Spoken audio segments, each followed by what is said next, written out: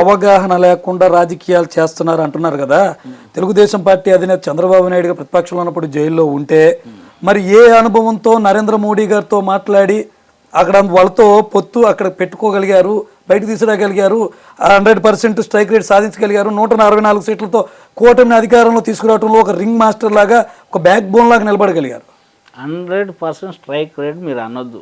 175 సీట్లు పోటీ చేసి 170 అంటే జనసేనకి ఇచ్చింది 20 ఇదే కదండి, 22 కదా. అదేనండి నేను చెప్తుంది. రేపు ఇంకోడో ఎవడో ఒకడు గెలుస్తాడు, నేను 100% సక్సెస్ అయినా అంటాడు. అది కదా మనం ఒప్పుకుంటామా? ఒప్పుకోంగా. ఇప్పుడు ఎవడో ఒకడో 170లో ఒక సీట్కి నుంచుని ఒక సీట్ నేను 100% అంటే మనం ఒప్పుకుంటామా? ఒప్పుకో. ఏంటంటే పవన్ కళ్యాణ్ ఒబ్బేయడానికి తెలుగుదేశం వాళ్ళు, మీడియా వాళ్ళు వీళ్ళందరూ 100% స్ట్రైక్ రేట్ 100% స్ట్రైక్ రేట్ అనేది అసలు వాడొద్దు. ఎందుకంటే ఆయన 175 సీట్లు వేసి గెలిస్తే అది 100%.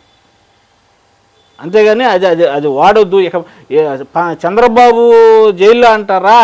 చంద్రబాబుకి నేను మొన్నే చెప్పా, బాడీ గార్డ్ కన్నా ఎక్కువ చేశారు ఆయన ఆ రోజు. అంతే. జనసేన కేడర్ మొత్తం తీసుకెళ్ళి తెలుగుదేశం కాళ్ళ కింద పడేసాడు.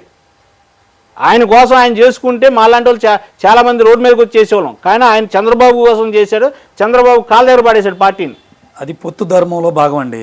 నరేంద్ర మోదీ గారితో పవన్ కళ్యాణ్, మన ముఖ్యమంత్రి చంద్రబాబు నాయుడు గారు కూడా గౌరవంగా వ్యవహరిస్తారు. అంత మాత్రాన కాళ్ళ దగ్గర పడేసినట్టు కాదు కదా, అది బాడీగార్డ్ లాగా వ్యవహరించినట్టు కాదు కదా. ఇప్పుడు బీజేపీలు అంత గౌరవం ఇస్తే తెలంగాణలో పొత్తు పెట్టుకుంటున్నారా? మున్సిపల్ ఎలక్షన్లో, లోకల్ ఎలక్షన్లో తెలంగాణలో పొత్తు పెట్టుకుంటున్నారా?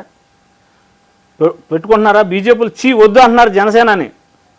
రేపు తెలుగుదేశం కూడా వాడుకున్నంత వరకు వాడుకున్న తర్వాత అబ్బాయి నీ క్రేజ్ తగ్గిపోయింది, నీ గ్లామర్ తగ్గిపోయింది, నీ సినీ గ్లామర్ తగ్గిపోయింది, నీ దగ్గర ఓటింగ్ లేదు, నీ దగ్గర కులం లేదు, ఏం లేదంటే ఇన్ని పక్కన పడేస్తారు. ఇప్పుడు మాలాంటి వాళ్ళు ఏంటంటే ముందు భవిష్యత్తు ఆలోచించుకొని ఎలా ఉంటుంది బాగుంటుంది ఏంటనేది మేము ఆలోచించుకుంటాం. ఏదో ఫ్యాన్స్ లాగానో లేదా సినిమా ఫ్యాన్స్ లాగానో అప్పటికప్పుడు జిందాబాదులో అప్పుడప్పుడు షర్టులు దించుకునే బ్యాచ్ కాదు. కొన్నాళ్ళు ఆయన గ్లామర్ తగ్గితే తెలుగుదేశం నాయకులు ఫస్ట్ చంద్రబాబు ఆయనకి అపార్ట్మెంట్ ఇవ్వడం. అంటే ఒక బిల్డింగ్ కట్టాలంటేనే ఒక 2-3 అంతస్తులది కనీసం 4-3 సంవత్సరాలు పడుతుంది.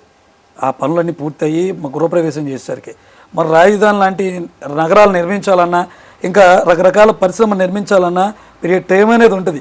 ఒక 5 సంవత్సరాలు అన్నీ సాధ్యమంటారు. ఇప్పుడు 15 సంవత్సరాలు ఆయన అడుగుతున్నారు. 15 సంవత్సరాలు వరుసగా గెలిపిస్తేనే కదా. అంటే ఆయన అడిగేదంటూ రీజన్ ఉండొచ్చు. మరి దీన్ని ఏ విధంగా చూడొచ్చు? మీరు చెప్పండి, మీ భాషలో. కరెక్ట్ కాదంటారా? 15 సంవత్సరాలు ఎవరికి? చంద్రబాబు గారికి ఇవ్వాలా, ఆయనకి ఇవ్వాలి? కూటమికి కావాలి. కూటమిలో అసలు ఎవరు?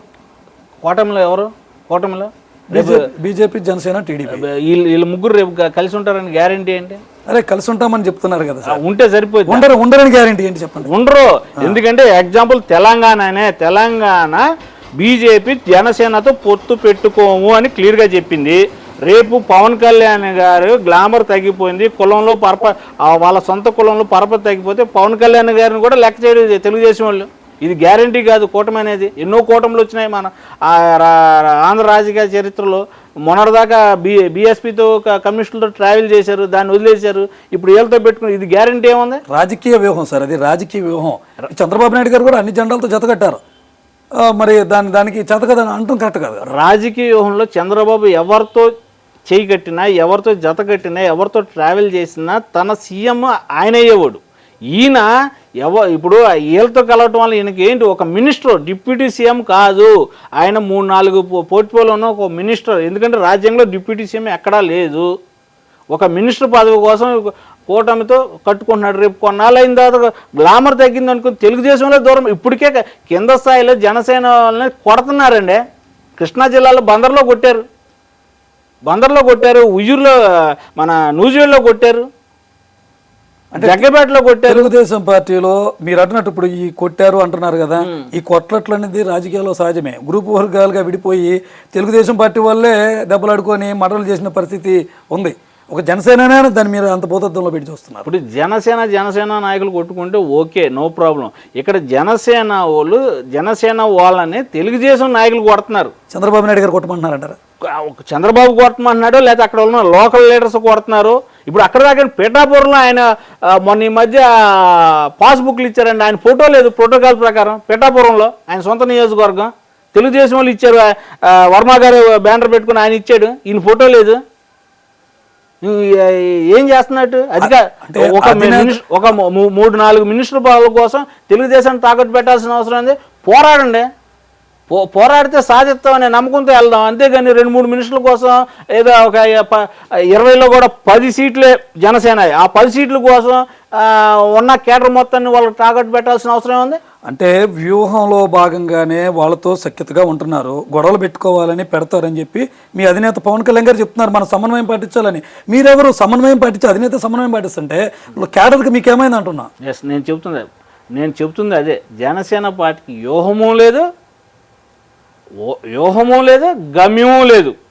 రాజకీయంగా వ్యూహము లేదు జనసేన పార్టీకి, ఒక గమ్యము లేదు.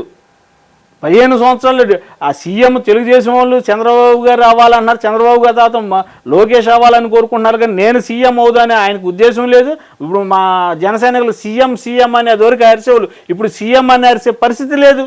సీఎం నాకు అవసరం లేదురా, నాకు ఎక్స్పీరియన్స్ లేదురా అని చెబుతున్నాడు. దీన్ని బట్టి ఏంటంటే జనసేనకి వ్యూహము లేదు, ఒక టార్గెట్ లేదు, ఒక వెళ్ళే వే కూడా సరిగా లేదు.